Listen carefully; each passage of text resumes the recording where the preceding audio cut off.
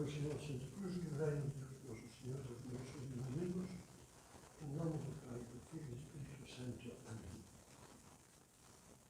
Meu Senhor e meu Deus, creio firmemente que estás aqui, que me vês, que me ouves. Adoro-te com profunda reverência, peço-te perdão dos meus pecados e graça para fazer com fruto este tempo de oração.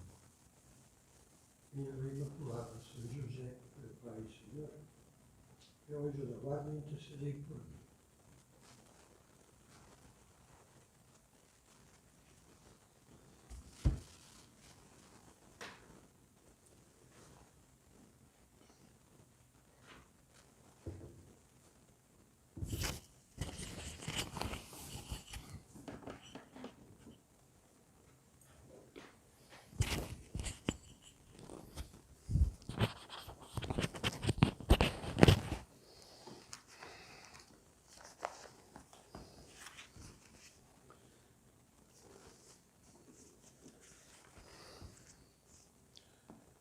Na primeira meditação deste recolhimento, nós evocávamos o 46º aniversário da estadia de São José Maria Escrivá, fundador do Opus Dei aqui no Brasil, em São Paulo. Guardamos muitas lembranças que continuam nos orientando, continuam nos ajudando a caminhar pelos caminhos que abriu um santo, um grande santo. Em 1974, quando esteve por aqui, houve um evento especial, uma reunião de milhares de pessoas, centenas, milhares, no salão de convenções do Parque Anhembi. Foi de manhã essa reunião, e como todas, eram reuniões que São José Maria dizia com toda simplicidade, são de catequese, de essas ideias claras da nossa fé, esclarecê-las ainda mais. E por isso pedia que perguntassem. Ele dizia umas palavras mais ou menos extensas, 10 minutos, máximo 15, e o resto era tudo responder ao que os assistentes desejassem. E se levantou um engenheiro formado no ITA, lembro, casado, jovem, com crianças, e lhe disse: Padre, sou engenheiro. Às vezes me pergunto por que há tão poucos santos no Brasil, o país mais católico do mundo. Hoje, se estivéssemos com São José Maria repetindo aquela reunião, ele não falaria assim, porque, graças a Deus, há um monte de brasileiros canonizados, beatificados.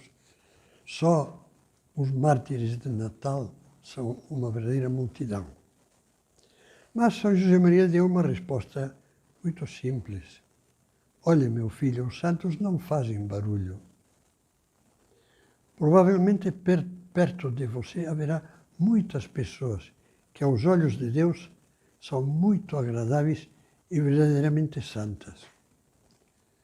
Você que está me escutando, estamos fazendo juntos essa meditação.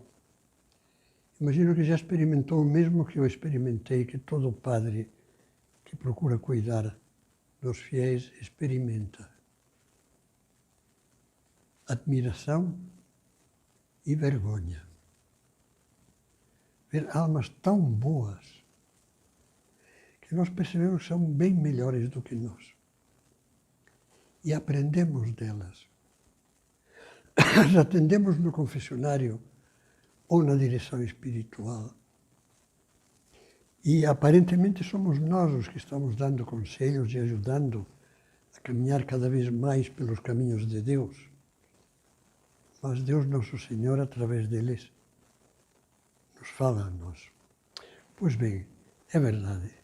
Não tenha a menor dúvida, dizia São José Maria, de que este momento de loucura era aqueles anos 60, 70, em que havia uma verdadeira roda viva de loucuras nas interpretações do Concílio Vaticano II, desde as mais fervorosas e sensatas até as mais desvairadas. Esse momento de loucura é momento de santidade. Essa reunião foi filmada, foi a única. Infelizmente não temos outras, a não ser pequenas tomadas em videotape caseiro, ainda muito primitivo. Mas a única que foi filmada com filme de celuloide por um profissional que era um italiano que foi contratado em cores.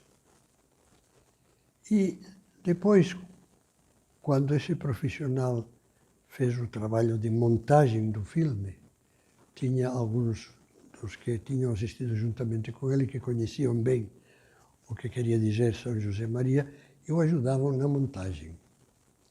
E quando chegava essa passagem do engenheiro, aquele bom italiano, que era um homem muito bom, mas não era muito, vamos dizer, conhecedor da doutrina católica, ele sempre ria, dizia, mas que bobagem, engenheiro diz bobagem. Por que no Brasil há tantos santos? Puxa, dizia ele, as igrejas do Brasil estão cheias de santos. E estava pensando nas imagens dos santos. Para ele, um santo de gesso, um santo de madeira, um santo de pedra, que os fiéis veneram. Está cheio de santos.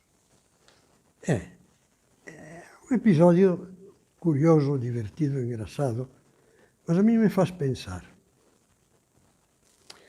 Porque, por pouca humildade que tenhamos, temos que pensar que às vezes nós somos desses santos. Por duas razões. Os santos de pedra, de gesso, de argila, estão sempre iguais. Não mudam. Os mesmos gestos, o mesmo olhar. Só mudam quando se estragam ou quando na festa deles os enfeitam de flores. E às vezes nós padres somos um pouco assim, rotineiros. Só mudamos quando ficamos doentes, porque aí o povo vê, está doente, coitado, está com tal doença, está com tal outra, está... Ou quando há um dia de festa em que nos homenageiam, aniversário da ordenação sacerdotal, 25 anos de padre, e então mudamos, e então... Não nos esqueçamos nunca do que sabemos, que somos chamados à santidade. A vocação universal à santidade já é uma coisa clara que todo católico tem que ter na cabeça, evidente, todos chamados à santidade. Mas especialmente os padres, antigamente, quando os padres estudavam e rezavam algumas coisas em latim, eu me lembro quando eu era um padre novo, e disso já faz quase 70 anos, mas me lembro que se usava muito uma expressão, sacri ordines exegunt santitatem. As sagradas ordens exigem santidade. E é verdade, uma santidade especial, porque o sacerdote, mais do que outros fiéis, e de uma maneira particular, tem que ser alter Christus, outro Cristo. E o sacerdote é instrumento vivo de Cristo, cabeça da Igreja. Participa da capitalidade de Jesus no corpo místico de Cristo. Todos sabemos, estava começando a dizer, que estamos chamados à santidade e que a santidade é o crescimento, o amadurecimento da caridade. Basta ler São Paulo e está mais claro que água clara. Fala da caridade como símbolo, como vínculo da perfeição. Fala de que as melhores coisas de fé, de ajuda do próximo, sem a caridade sobrenatural, o amor a Deus, que se reflete no amor ao próximo, são vazias como bronze que soa. São Paulo fala, se não tiver caridade, nada sou. E a caridade é primeiríssimo amor a Deus. e amor ao próximo por Deus, como irradiação, como reflexo desse amor a Deus. Pois bem, uma caridade que fica estagnada, uma caridade que não cresce, é uma santidade que está se afogando na tibieza. Que diz o Apocalipse dos tíbios? Tenho contra ti que perdeste a primeira caridade. A tua primeira caridade de fervor, logo depois da ordenação. Tenho contra ti que não és nem frio nem quente, és morno. Será que a nossa caridade se renova? Esse é o tema desta meditação. Ou simplesmente vai tocando e cada vez mais desgastada. Porque na vida espiritual, como Santo Agostinho frisava muito, é impossível ficar parado num patamar. Ou cresce ou morre. Por isso o Apocalipse, falando do tíbio, diz: consolida o que te resta, que está para morrer. Te resta pouca coisa, mas consolida, porque está para morrer. Se estás tíbio, se estás morno. Que Deus nos livre da tibieza. E só nos livra da tibieza se nós temos uma vida espiritual que se renova. Na meditação anterior víamos aquela passagem, aquele diálogo tão bonito, tocante, de Jesus com Pedro: tu me amas. É a única coisa que a Jesus preocupa. Ao sacerdote Jesus, o único que lhe interessa é isso: tu me amas, apacenta, sê pastor, tu me amas. Não me interessa se você estudou em Roma ou em Lovaina ou onde seja. Não me interessa que você tenha lido todas as obras de tal teólogo e de tal outro. Alguns deles seria melhor que nem as tivesse lido nunca. Não me interessa que você tenha muito prestígio porque escreve muito bem, porque é um grande orador. Não me interessa. Jesus a você e a mim, Padre, nos diz: tu me amas, o resto é palha. E ninguém pode dizer eu te amo se tem um amor que não se renova. Eu achei comovente o que dizia São José Maria Escrivá, pouco antes de morrer. Dizia, depois de tantos anos, era na véspera do jubileu de ouro sacerdotal, decorridos de 50 anos, sinto-me como uma criança que balbucia, que está aprendendo a falar. Sempre recomeçando.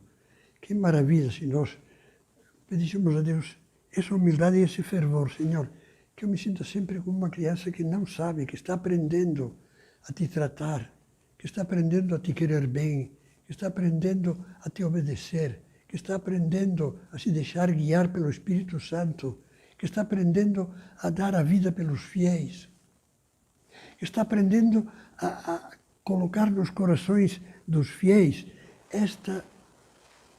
este ardor, desejo de santidade, esse ideal de santidade que é a vocação do cristão.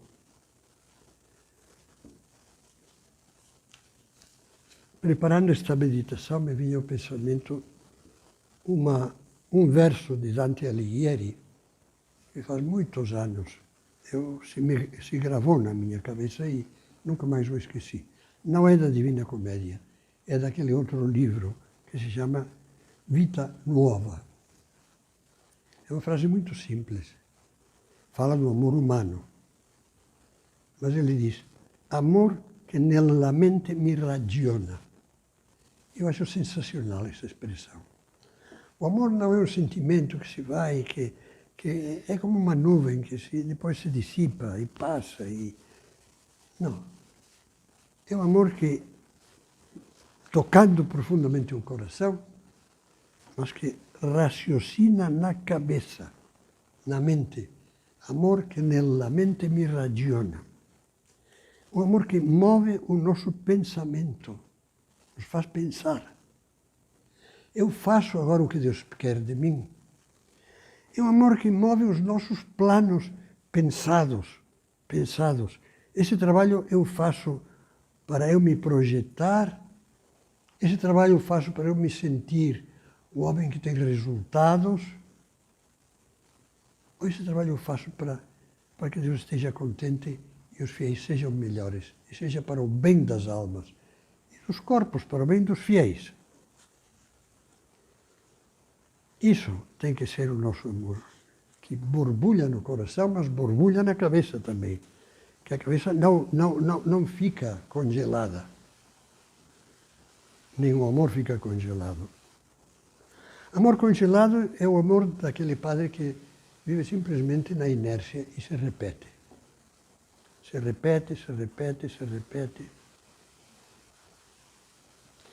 Às vezes, eu o compararia a um carro estacionado que ainda conserva bateria e deixar um pisca-pisca ligado, mas não tem movimento, não vai a parte nenhuma. E as luzes que esse padre emite são um pisca-pisca de um carro moribundo. Sempre repete. Ou então, que sempre improvisa, que é o típico de dois defeitos, preguiça e vaidade. Autoconfiança que não deveríamos ter. Senhor, eu estou tão longe de te compreender. Eu ainda teria que rezar tanto, meditar tanto, ler tanto. Não teoria, não. Ler o Evangelho, ler a Bíblia, ler o Novo Testamento, ler obras de santos. Hoje em dia faz uma falta enorme falar dos santos, ver a vida cristã, não nas teorias, na teologia de não sei o que, a teologia de não sei o qual, olha, que vão tomar banho, desculpa a expressão. Mas ver isso, nos que tiveram a santidade, amaram a Cristo. Improvisar. Às vezes, os pais temos um pouco uma pretensão de que já temos um armazém interno que serve para o resto da vida. Isso é falso. Isso é vaidade, isso é presunção. Não temos essa riqueza. Jesus diz, da abundância do coração fala a boca. E nós tentamos a Deus quando fazemos pregação sem preparar. Isso sim, pregamos todos os dias, muito bem. Coisas que já estão mais ou menos estereotipadas dentro de nós e falamos de boa fé, mas com muita preguiça.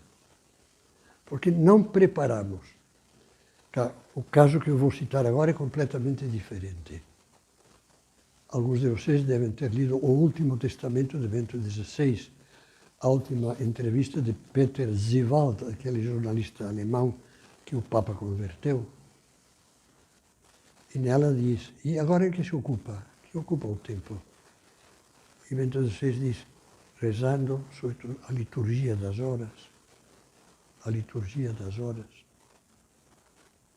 E preparando a homilia do domingo. Quem assiste à missa de Bento XVI? Um grupo de consagradas. Poucas. E passa a semana preparando aquela homilia. E nós vamos de peito aberto, acabando de esfregar os olhos porque acordamos tarde, e soltamos a homilia tal como nos sai da telha. Desculpem falar assim um pouco. Eu às vezes falo um pouco assim por uma razão, me sinto o avô de todos. E o avô tem muita liberdade de expressão. Então, seriedade. Agora vem uma evocação de uma experiência minha pessoal. Antes de vir ao Brasil, eu trabalhei vários anos em Madrid e depois em Barcelona. E na cidade de Barcelona há uma tradição muito grande de presépios. Algo parecido ao que acontece em Nápoles. Presépio napolitano, presépio catalão. Artistas de grande categoria trabalharam e trabalham em presépios. Então soubemos de um artesão que estava numa cidadezinha a uma meia hora da capital e com outro padre fomos lá. Precisávamos de um presépio que queríamos enviar a Roma como presente. E vimos que realmente era maravilhoso.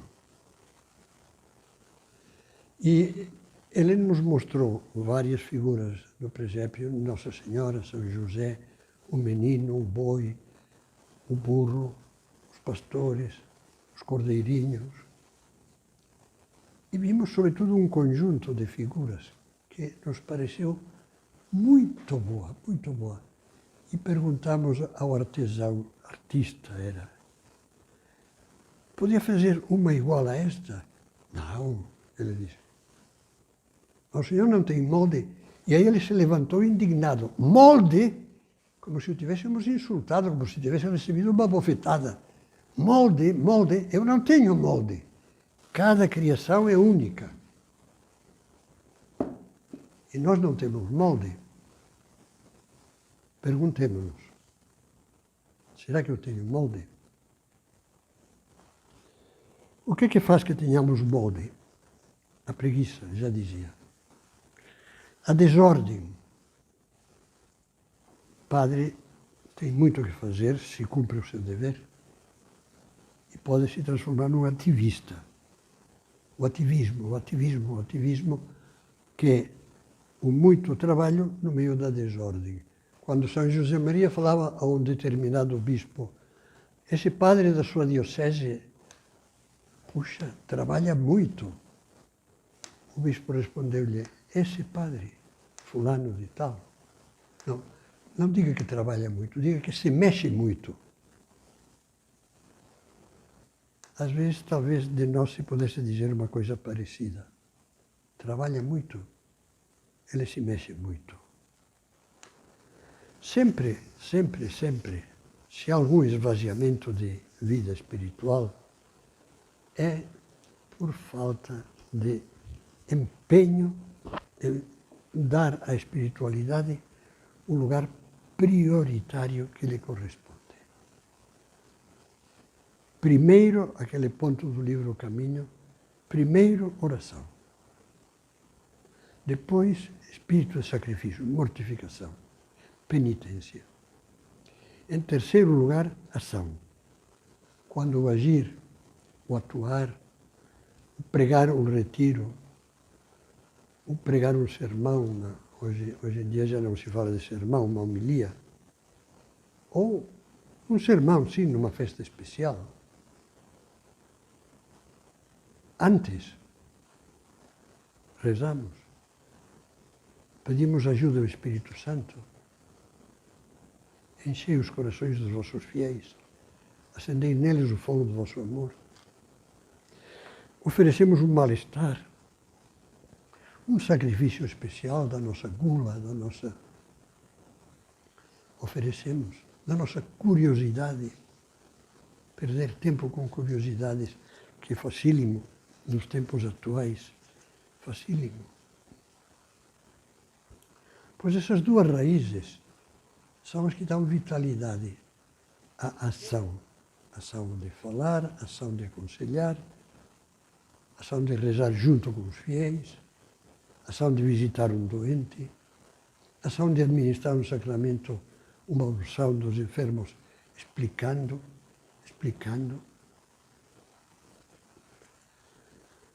E aí é um ponto importante, que seria o último ponto que eu vou desenvolver nesta meditação. A economia da redenção foi realizada por Cristo, o mistério da chamada economia da redenção, por meio do seu sacrifício redentor,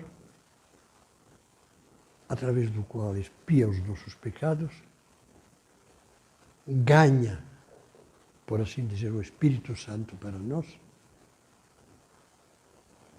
e nos santifica. Primeiro, cruz. Quando Jesus estava na última ceia, dizia, convém a vós que eu vá.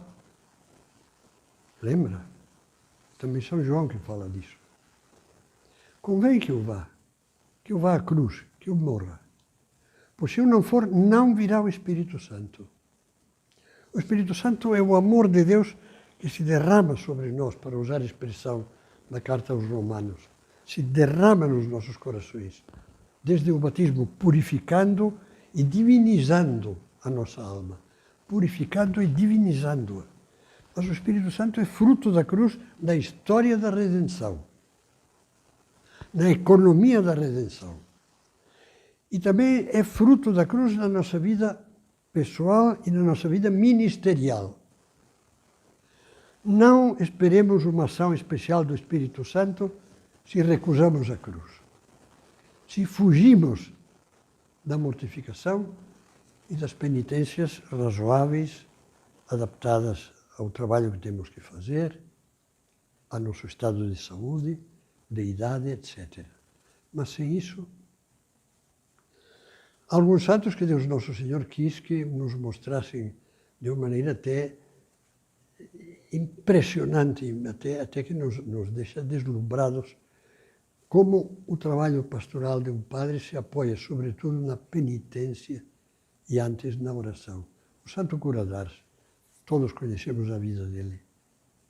Oração, oração, oração, horas à noite, acordando cedo, oração constante.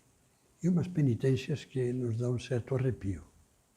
Jejuns, etc. Aí sim, o Espírito Santo atua através de um padre um pouco rude, não extraordinariamente inteligente, embora não fosse uma pessoa sem vivacidade intelectual, que tinha muita, e captação dos espíritos, captação do modo de ser das pessoas. Mas tudo que o Santo Cura d'Ars, São João Maria Vianney, a maravilha que ele conseguiu, uma paróquia que era minúscula e fria, transformada em foco de irradiação para toda a França, para o estrangeiro. Oração e penitência, oração e mortificação. E, em primeiro lugar, ir pouco a pouco cortando, com a mortificação, as nossas amarras. Vícios. De vez em quando, façamos uma revisão dos 7 pecados capitais.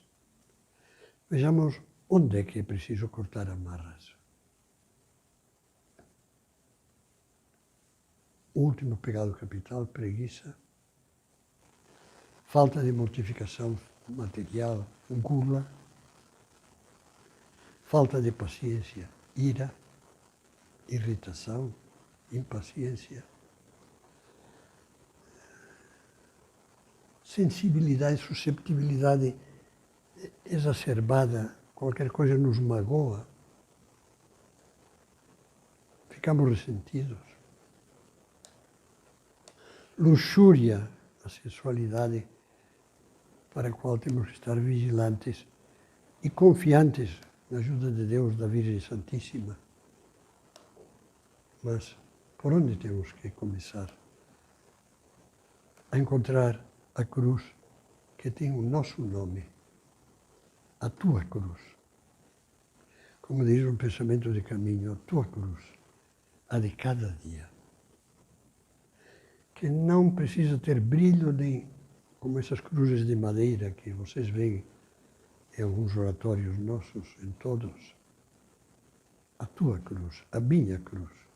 Cada um de nós tem que pensar em 2 ou 3 pontos críticos que estamos arrastando como um vício ao longo da nossa vida. No dia 5 de junho de 74,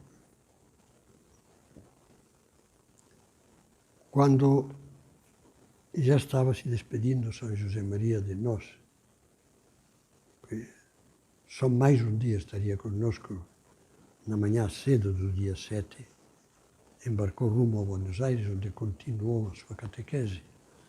Ele nos dizia, Deus precisa de nós,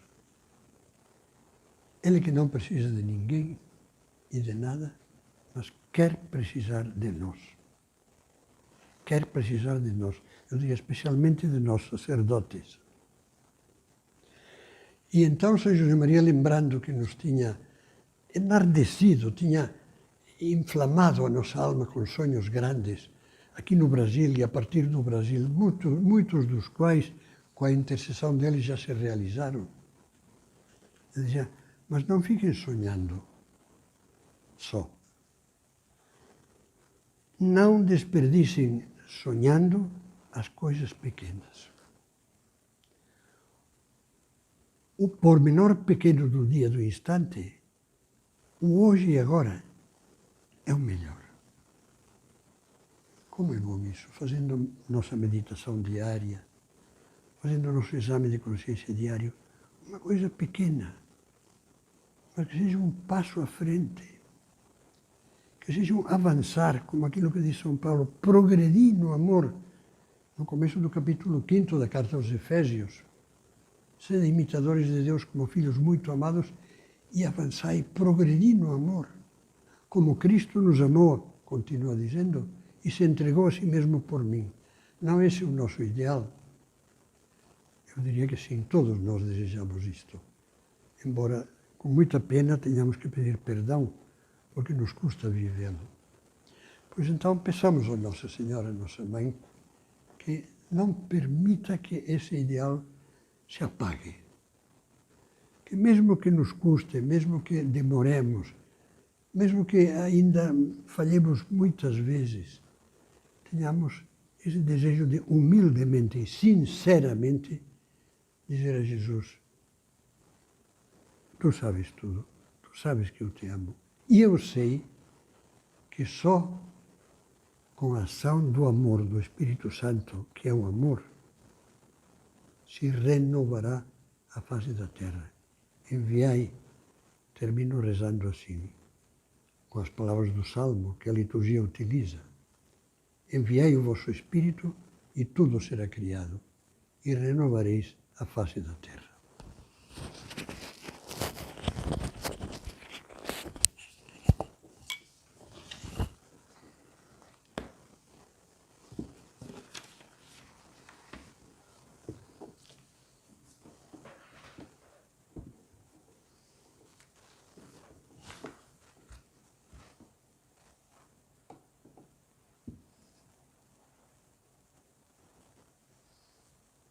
Então te graças, meu Deus, pelos vossos propósitos, afetos e inspirações que me comunicaste nesta meditação. Peço-te ajuda para os pontos práticos.